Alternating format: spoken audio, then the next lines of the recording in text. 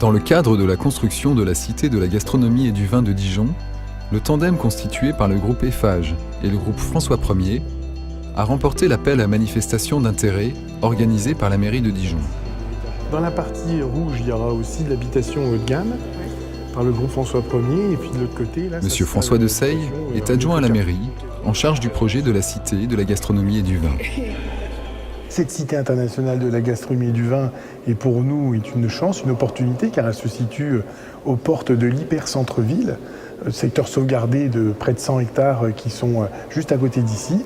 Et cette Cité internationale est là pour, à terme, accueillir près d'1 million de personnes, où les touristes seront amenés à visiter, à découvrir la gastronomie et les grands vins de Bourgogne, et bien sûr du monde entier.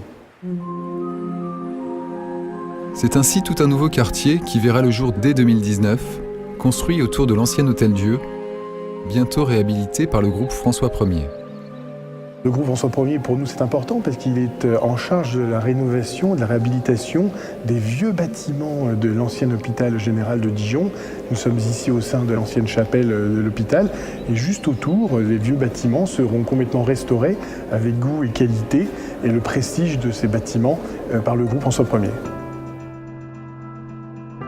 Pour préserver la valeur patrimoniale de cette opération, le groupe François Ier s'est associé à Alain-Charles Perrault, architecte en chef des monuments historiques et membre de l'Académie des Beaux-Arts.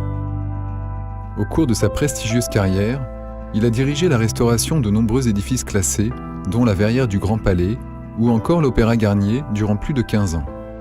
Il intervient aujourd'hui dans la réhabilitation du site de l'ancien Hôtel-Dieu de Dijon pour des logements allant du studio aux 4 pièces.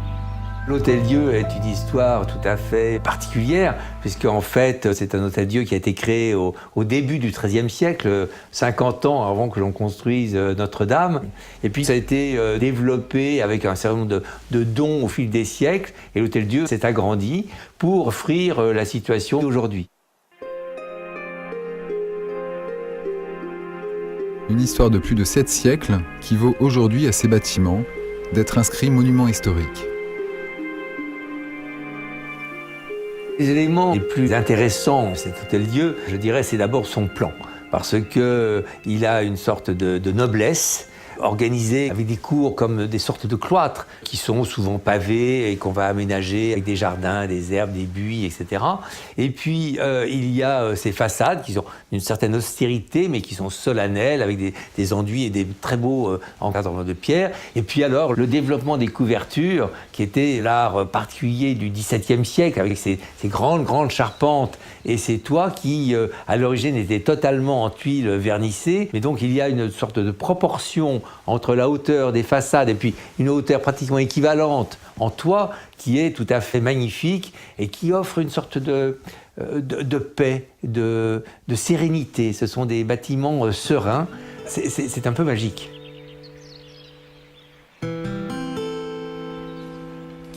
L'approche patrimoniale pour accueillir les nouveaux occupants, c'est une approche qui doit être sensible parce qu'il faut trouver l'équilibre entre la valeur patrimoniale, l'intérêt des matériaux anciens par exemple, et des appartements fonctionnels, confortables, adaptés à la vie d'aujourd'hui.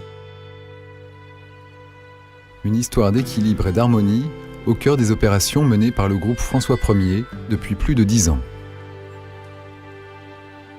C'est un acteur qui a des références en termes de réhabilitation du patrimoine historique et c'était important de prendre quelqu'un de spécialisé dans ce domaine. J'apprécie particulièrement de travailler avec le groupe François Ier parce que je pense qu'on partage la même exigence, les mêmes valeurs, la même éthique, le même intérêt pour le patrimoine, le même respect aussi vis-à-vis de celui-ci et aussi le fait d'apporter du bonheur aux autres.